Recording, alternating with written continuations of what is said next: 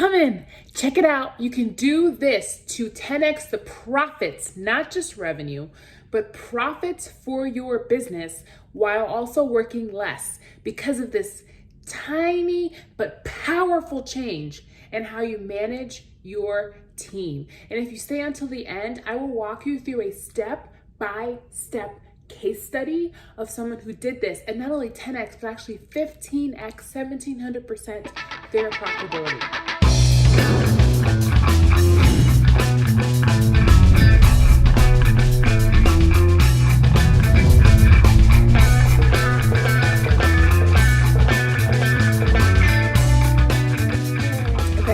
What is this super powerful tip? It comes from applying the 1 Minute Manager monkey book. So in that book, he talks about if you think of all the tasks that come your way as a leader, so if you just think of each of those as a monkey.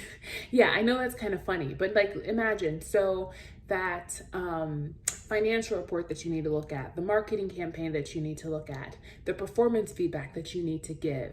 So if all of those things are not just tasks, but monkeys. So what is it when we picture monkeys? We see them jumping around, they're being distracting, it makes it hard to focus, right? So the concept is that every single task that you add is not just a task, it is also a distraction from something else.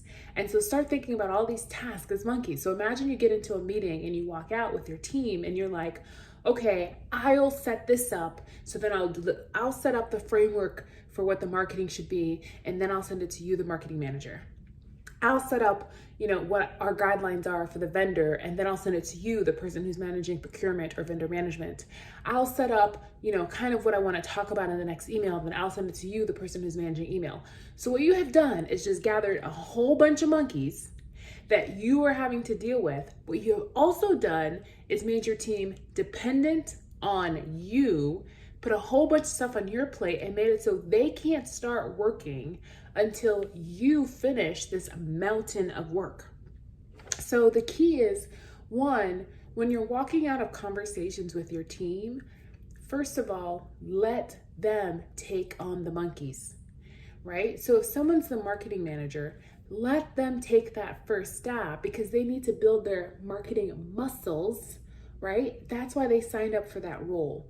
Let them take the first stab of the first draft. Then you give them feedback and give them guidelines and criteria specific to what they need. And they will continually get better and better and better at doing a first stab or first draft, right? So let them take the onus of the first one.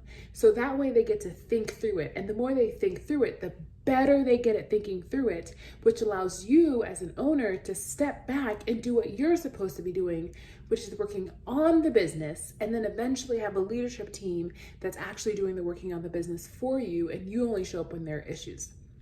So that first thing is let people take that first draft. Give them the monkey. It is their job to learn how to take this monkey that in this case is the first draft of a marketing campaign and manage that monkey and calm it down and pet it and make it make sense. It is not your job, right? So let them do their job. And here's the second one that sneakily gets a monkey onto you. People will come and they'll say, hey, can I ask you for a little bit of help? And then they will summarize the problem and then they will ask you what to do. So what you don't realize is maybe in your desire to help or their desire to feel safe, they have just given you their monkey. So if I come in and I say, hey, I'm not sure what video to do next week. What do you think? And I just leave it with you. I have now tasked you with what video I'm doing next week. It's no longer you just helping, you are now been tasked. So what's really great for those situations is to say, you know what?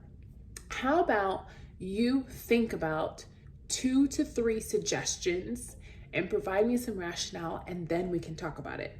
And what's really cool is that very often when someone is asked to think of 2 to 3 suggestions, by the time they've actually thought those suggestions out, they no longer need your guidance, because what they really needed to do was just think through the options. And in you asking them, think through it. You said, nope, I'm not taking your monkey.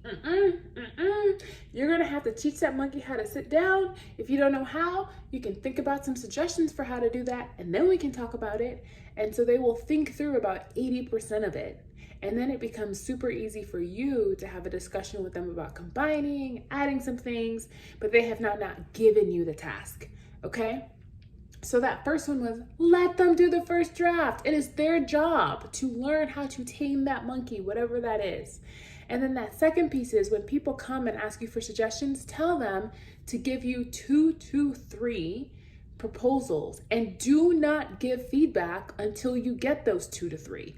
Okay, so you want to make sure they actually think through it, because you are helping them do their job and you are doing your job, which is leading, which is guiding, which is not doing the thinking for them for their job. So imagine all these tasks as monkeys, that'll help. And then the third powerhouse tip is just stop taking on other people's tasks.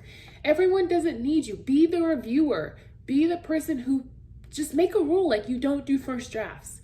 Be the reviewer. So you understand that your job is to lead and manage. So lead and manage and stop trying to do or micromanage other people's tasks.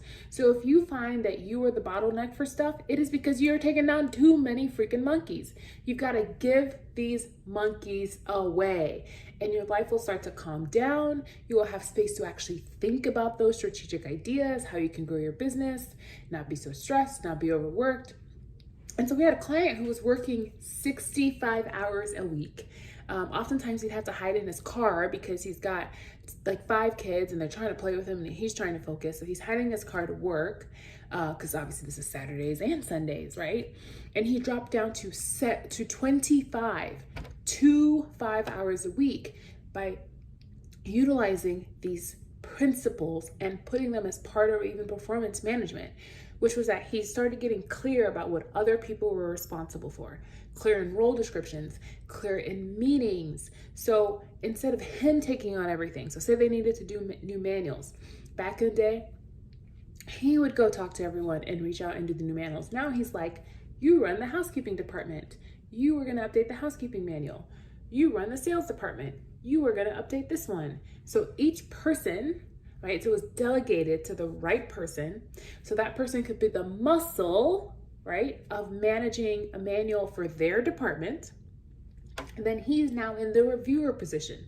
So in that example, he did all of them.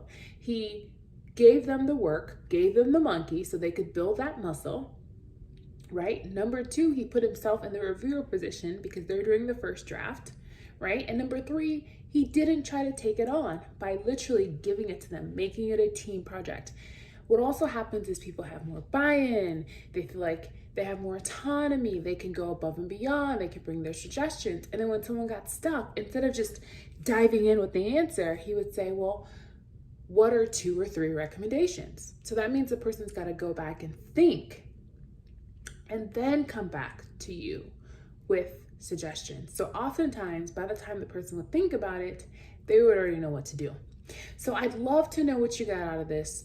Drop it into your comments. And so by doing that over a 2-year period, they were able to not just 10x. So I want to over deliver. So the video was about 10xing. They were actually able to 17x, 1700% increase in profitability by applying these types of things. So drop in the comments, what did you learn from this? What more around this topic would you like? And where do you struggle with, either getting rid of the monkeys, so that means not taking on all the tasks, being able to ask people what are 2 or 3 recommendations and then not getting involved until that, and then also really letting people build their muscles in a particular area, so letting them own that monkey and calming that monkey down, letting them really manage it. Okay, love to hear your comments and hit subscribe to get more powerful tips to help you scale and sell your business.